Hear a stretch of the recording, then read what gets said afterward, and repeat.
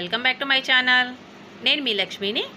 ఈరోజు నేను కొత్తు పొరాటా ఎలా చేయాలో చూపిస్తాను. ఇది తమిళనాడులో చాలా ఫేమస్ అన్నమాట. ఇది ఎంత ఈజీగా చేసుకోవచ్చో నేను ఈ వీడియోలో చూపిస్తున్నాను. మీరు స్కిప్ చేయకుండా నా వీడియోని చూడండి. ఇప్పుడు అది ఏ విధంగా చేయాలో చూద్దాం. నా వీడియో కనుక మీరు ఫస్ట్ టైం చూస్తున్నట్లయితే లైక్ చేయండి, షేర్ చేయండి, సబ్స్క్రైబ్ చేయండి. ఇప్పుడు కావాల్సిన పదార్థాలు ఏంటో చూద్దాం.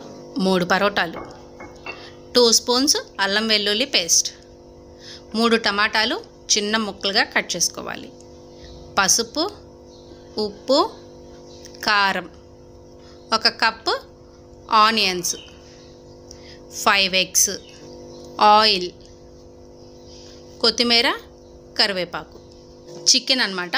ఈ చికెన్ మీ చాయిస్. ఇది వచ్చి ఫ్రై చేసిన చికెన్ అన్నమాట. ఇప్పుడు స్టవ్ మీద కళాయి పెట్టి అందులో ఆయిల్ వేద్దాం. ఇప్పుడు జీలకర్ర, ఆవాలు, మినప్పప్పు, తాలింపు గింజలు వేసుకొని మిరపకాయ వేసుకొని ఫ్రై చేయాలి. ఇప్పుడు ఇవి వేగిన తర్వాత ఉల్లిపాయలు వేసుకొని బాగా ఫ్రై చేసుకోవాలి.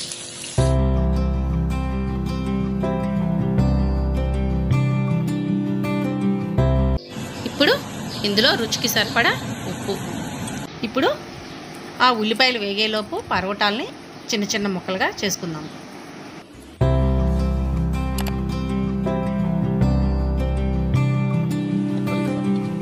ఇప్పుడు ఉల్లిపాయలు బాగా వేగినాయి కదా, అల్లం వెల్లుల్లి పేస్ట్ 2 స్పూన్స్,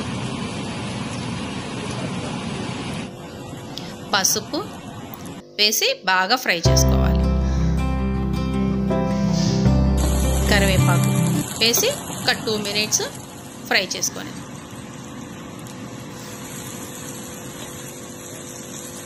ఇప్పుడు ఉల్లిపాయలు బాగా వేగిపోయినాయి కదా, చూసారు కదా. ఇప్పుడు ఇందులో టమాటా యాడ్ చేద్దాం.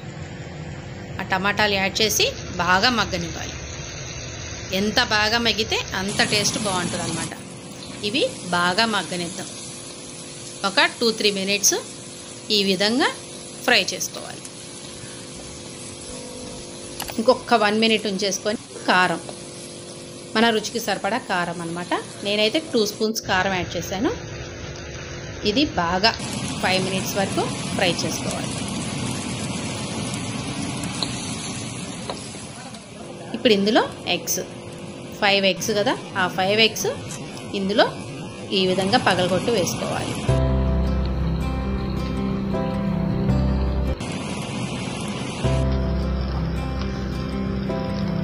చూసారు కదా, ఇవి ఈ విధంగా బాగా ఫ్రై చేసుకోవాలి.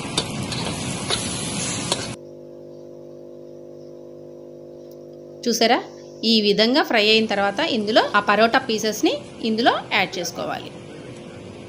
ఇవి బాగా ఆ పరోటాకు పట్టే విధంగా ఆ కర్రీ అంతా కలుపుకోవాలి.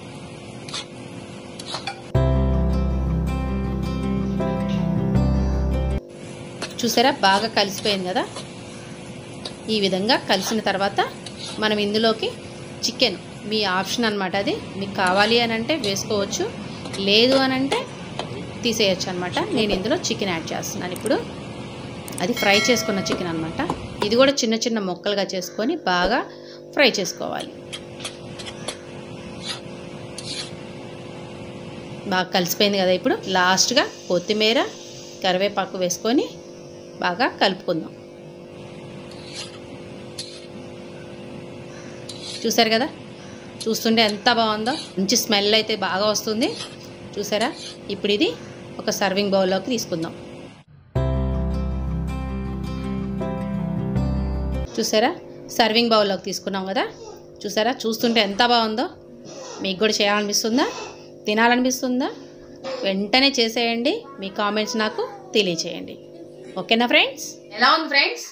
వీడియో నచ్చిందా? నేను మీకు వీడియో దాదాపు అర్థమయ్యే విధంగానే చెప్తున్నాను అనుకుంటున్నాను నేను.